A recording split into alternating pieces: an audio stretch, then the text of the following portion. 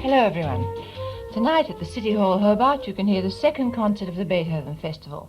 Thomas Matthews conducts the Tasmanian Orchestra and Igor Hmelnitsky is the soloist. As well as being a renowned concert pianist, Mr. Hmelnitsky is sales manager with a commercial firm of engineers and architects, and, as we've been hearing and reading in the news, he flies light aircraft. Mr. Hmelnitsky believes that most young Australian musicians are not involved enough in their work, and that our social setup doesn't encourage total involvement. I suggested to him that perhaps this is because music, drama and art aren't important enough in the everyday life of Australians. This is the answer he gave me. It's quite unjust to say that. In many ways, I presume there's some basic grounds for this sort of thinking, but I deny it from my personal experience. I find that it's not quite correct.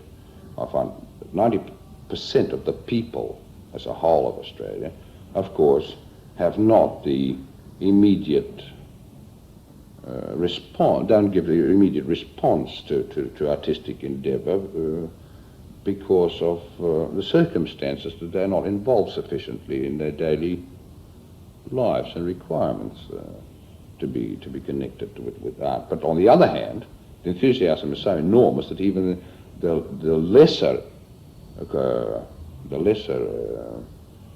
how will I say it, informed populace of this country can be whipped up into an enormous enthusiasm by presentation, by explanation, by coming to their level in many ways. I don't mean it in a bad sense, coming to their level, but I mean to come to their level of appreciation, and then picking them up from that point.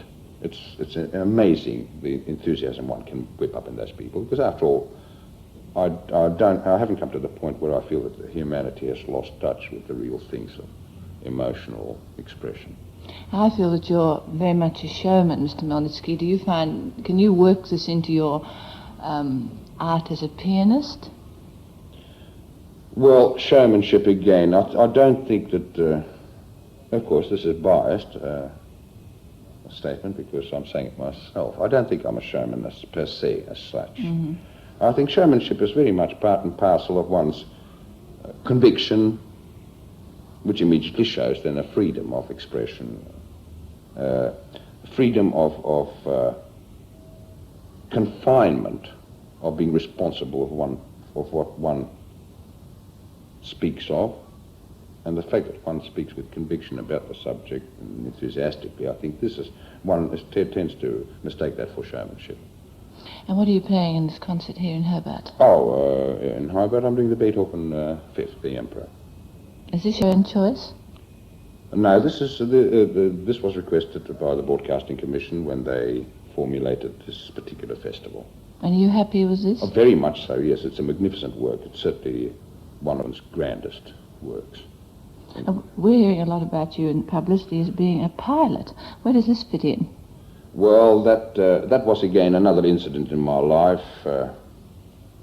It's extraordinary how many incidents people have in life and don't take any value or lessons from it. But in my case, it was a sad incident, but at the same time, it gave me the opportunity of being acquainted with this side of living. I was flying for the Dutch Air Force, or for their RAF. Actually, we were part and parcel of their RAF setup in the Northeast and Northwest commands. I was a pilot of the Mitchells, B-25s, and I've flown quite a number of missions during the war years prior to my discharge, and I sort of went back to music after my discharge. It apparently took you about 9 hours to get here from Sydney. Do you enjoy this? No, that was a misstatement. No, that was a misstatement. I must correct that. It took us precisely 5 3/4 hours actual flying time, but we made a stopover at Merwell in Victoria for refueling and for a cup of coffee. Now, what do you get out of this? Is it excitement or achievement? Yes. In plain English, I've got the bug again.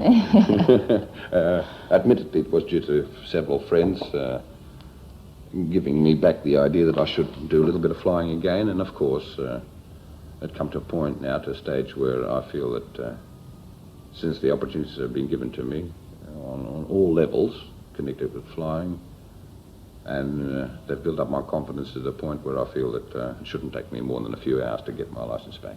And will you do this just as a hobby or a sport? Is it part of your work? No, well, partly as a sport and a pleasure, because I feel that flying is something of this age, and I'm a great supporter of flying, particularly with the youth. I think it's a thing of the future.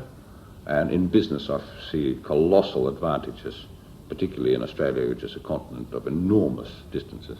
You're interested in architecture and engineering. Would you have any opinions on the Sydney Opera House? Well, darling, I'm touching on a subject here which is a rather controversial. Aesthetically, or as an artist, I think it's really out of this world. The concept, I find it a magnificent edifice. From the practical point of view, again, it has so many. This is not from the technical point. I'm talking about from the artistic essence, purely and simply. I find there's very few halls in the world where one can have a setting that we have in this magnificent building. Of course, the Opera House, I feel, is a slight misnomer for the building that contains several halls. It's really a cultural center, a mecca, I feel, for forthcoming young budding artists that will give them an inspiration to achieve heights, to be able to connect themselves in performing in this magnificent setting.